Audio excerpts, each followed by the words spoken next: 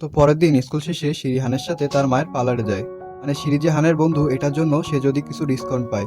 পরে হানের মা একটা শর্তে রাজি হয় যে যেহেতু হান একটু অসুস্থ তাই সিঁড়িকে হানের দেখাশোনা করতে হবে। সিঁড়িও সাথে সাথে রাজি হয়ে যায়। পরদিন সকাল সকাল ঘুম থেকে উঠে সিঁড়ি হানকে আনতে যায়। তার জুতার ফিতা বেঁধে দেয়। মানে হানের সব কাজ করে দিতে থাকে। সিঁড়িকে দিয়ে হানের মা তার পার্লারের পোস্টার প্রচার করায়। এমন সময় হঠাৎ বৃষ্টি শুরু হলে সিঁড়ি হানকে নিয়ে তার বাবার স্টোরেজ রুমে যায়। সিঁড়ি বলে ওঠে, তুমি তো পুরো ভিজে গিয়েছো, এক কাজ করো, তুমি ওই দিকটায় গিয়ে চেঞ্জ করে আসো। পরে তারা দুজনেই পোশাক বদলে বসে পড়ে।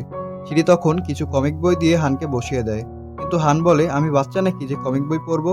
তবুও সে মেনে নেয়। এরপর সিঁড়ি বলে ওঠে, তুমি রুমে ঢোকার পাসওয়ার্ড জানো তো? 486। তখন হান এটা একটু জোরে বলে ওঠে। তখন সিঁড়ি বলে ওঠে, তুমি এত জোরে বলছো কেন? কেউ শুনে ফেলতে পারে। তারপর সিঁড়ি হানের হাতের মধ্যে সেই পাসওয়ার্ডটা লিখে দেয়। তারপর বৃষ্টি শেষ হলে যে যার বাসায় চলে যায়। রাতে হান ঘুমাতে যাওয়ার সময় সেই লেখাটা দেখে সিঁড়ির কথা মনে পড়ে। আসলে সে সিঁড়িকে মনে মনে ভালোবেসে ফেলেছিল। এমন আরও ভিডিও পেতে সাবস্ক্রাইব করে পাশে থাকবেন।